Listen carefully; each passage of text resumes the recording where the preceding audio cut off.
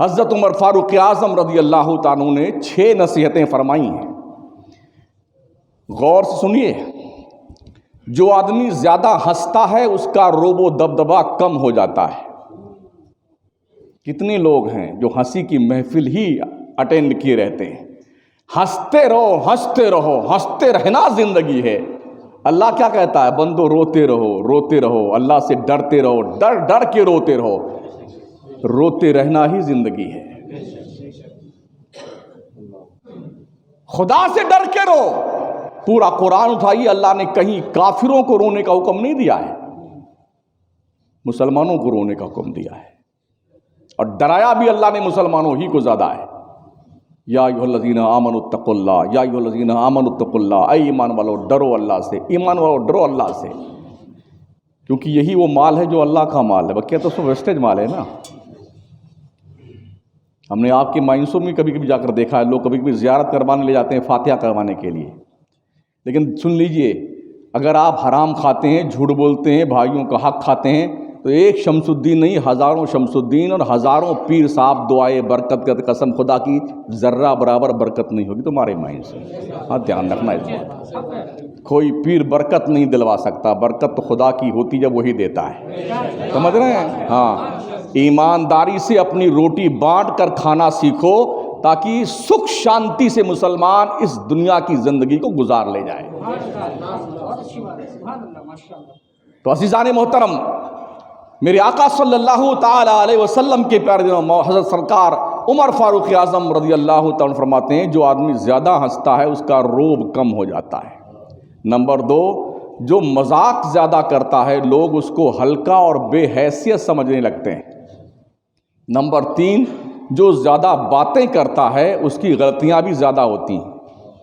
بہت سارے لوگ میں پک پک پک پک، جیسے مرغی نے انڈا دینے کے بعد پک پک پک پک آدھا گھنٹہ چلاتی نا، ایسے چلاتے رہتے ہیں۔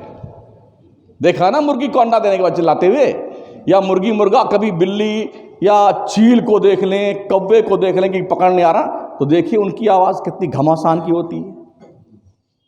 تو جو زیادہ بات کرتا ہے نا اس کی لغزشیں بھی زیادہ ہوتی ہیں۔ نمبر 4، جس کی لغزشیں زیادہ ہوتی ہیں اس کی حیا کم ہو جاتی ہے۔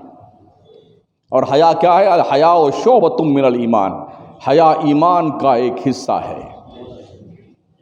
حضرت سلطان صلاح الدین ایوبی کا ایک سینٹینس ہے، فرماتے ہیں جس قوم کو دنیا میں تباہ و برباد کرنا ہو اس قوم کی حیا چھین لو۔ بدقسمتی سے اس وقت ہماری مسلم قوم کی حیا چھن گئی ہے۔ جو بے حیائیاں دکھ رہی ہیں نا، بے شرمیاں، عورتوں کے نام پہ، لڑکیوں کے نام پہ، شادی بیاہ کے نام پہ، گانٹھیا کے نام پہ، پیٹھی کے نام پہ، شکر گھولنے کے نام پہ، اور جتنے سارے خرافاتی کام ہیں اس ناموں سے جو ہے چل رہا ہے معاملہ، اس کا مین ریزن یہی ہے، حیا ہماری نکل گئی۔ حیا ایمان کا حصہ ہے، فرماتے ہیں اگر حیا نکل گئی اس قوم کو ذلیل ہونے سے کوئی روک نہیں سکتا ہے۔ یہ کون صلاح الدین ایوبی ہیں؟ جب تک زندہ تھے پورا یورپ ان کے نام سے کانپتا تھا۔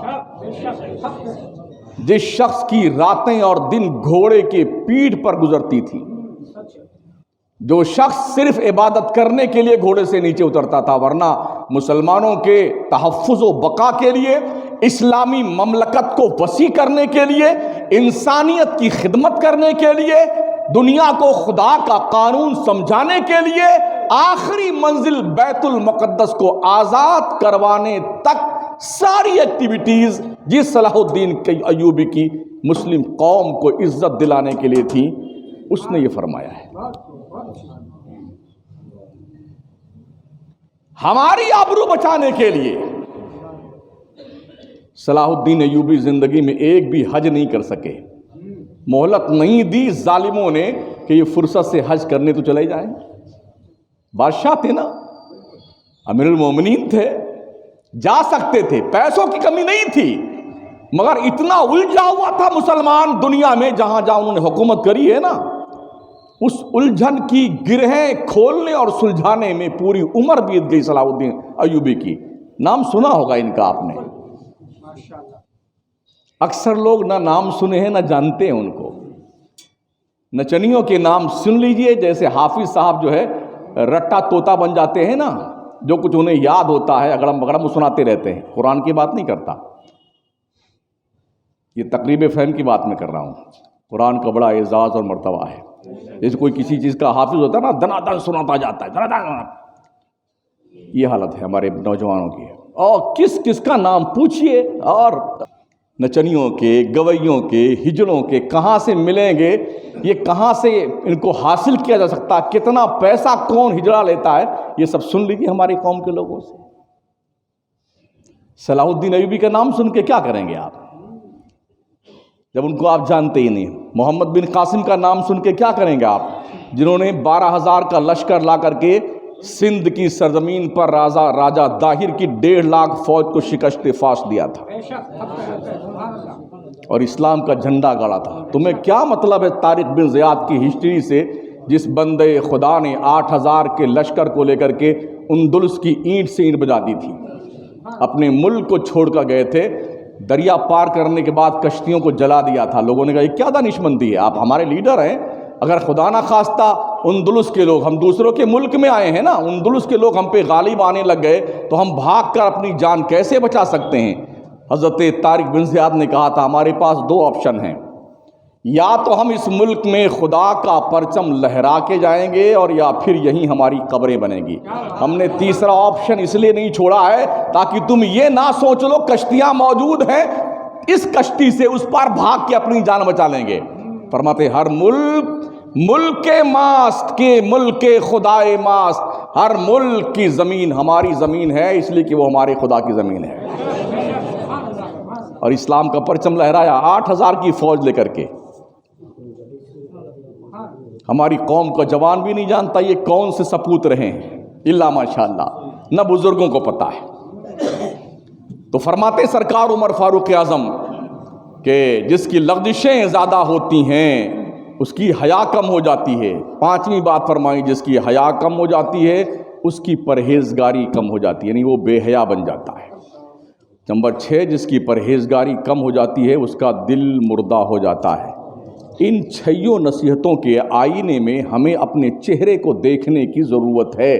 کیا واقعی میں یہ 6 بیماریاں ہمارے اندر پائی جاتی ہیں؟ اگر ہیں اور یقیناً ہیں تو اس کے علاج کی تدبیر کرنے کی ضرورت ہے. ساتھی ہمارے پاس دوسروں پہ تنقید کرنے کا وقت ہے صاحب، اوہو فلانے ایسے، ڈھکانے ایسے، وہ ایسا، وہ ویسا، وہ ویسا. دوسروں پہ جو وقت آپ خراب کرتے ہیں اپنا تنقید کرنے میں، وہ وقت اپنے آپ کو سدھارنے میں، سنوارنے میں لگاؤ، اپنے آپ کو سنوارنے میں. اس لیے کہ دوسرا آدمی آپ کے کمنٹ کرنے سے سدھر تو نہیں سکتا ہے. ہاں آپ اپنے آپ کو سدھار سکتے ہیں، یہ وقت ہے آپ کے پاس میں. خود کو بدل دیجئے، ماحول بدل جائے گا. ہم کسی کو بدل نہیں سکتے ہیں، دل بدلنا انسان کا کام نہیں ہے، دل اللہ بدلتا ہے. ہمارا کام نصیحت کرنا ہے، سمجھ رہے ہیں؟ تو خام خواہ پھکڑ بازی کرتے مت بیٹھو گلی کوچے میں. کچھ دوست لوگوں کو دیکھا میں نے، الگ الگ کمرے لے لیتے ہیں، وہ رات میں 12 بجے تک، 1 بجے تک، 2 بجے تک چلم پکار، گپے لڑانا، ٹائم برباد کرنا. ارے مورکھو تمہیں ہوا کیا ہے؟ اسپیشلی کمرے کرائے پہ لیے ہوئے ہیں اور کرایہ پے کرتے ہیں کس کام کے لیے؟ گپے لڑانے کے لیے. اس میں کیا کرتے ہیں آپ؟ کوئی تہجد پڑھتے ہیں؟ نہیں. چغلیاں، غیبتیں، برائیاں، بدکاریاں، فحاشی، بے حیائی. توقع یہ رکھتے ہو اللہ کی ذات سے اللہ تم پہ رحمتوں کی بارش کرے گا؟ انسان کے غصے میں بھی عجیب منافقت ہے. ذرا دیکھیے، اگر کسی آدمی پہ غصہ آیا ہمیں اور آپ کو، اور وہ آدمی ہم سے طاقتور ہے تو ہم غصہ دبا کے چپ ہو جاتے ہیں. اور اگر سامنے والا جس پہ ہمیں غصہ آ رہا ہے وہ ہم سے کمزور ہے تو اس کے سینے پہ چڑھ جائیں گے. یہی ہے نا؟ یہ منافقت نہیں ہے تو اور کیا ہے؟ غصہ امیر پہ بھی آیا تھا نا، اپنے سے زیادہ طاقتور پہ بھی آیا تھا. آپ کیوں غصہ کو پی گئے؟ آپ کو پتا تھا کہ آپ کوٹ دیے جائیں گے. آپ کی ٹھکائی ہو جائے گی، اتنے مارے جائیں گے شکل پہچانی نہیں جائے گی۔ اس لیے آپ نے غصے کو بہت محنت سے گھونٹ کر کے پی لیا، سامنے والے کو احساس بھی نہیں ہونے دیا۔ لیکن اگر سامنے والا کمزور آدمی ہو تو پورا خاندان لے کے ٹوٹ پڑے گا اس کو مارنے کے لیے۔ یہ ہو رہا کہ نہیں ہو رہا ہے؟ تو آپ بھی کریں گے ایسا؟ چپ ہیں ایک دم۔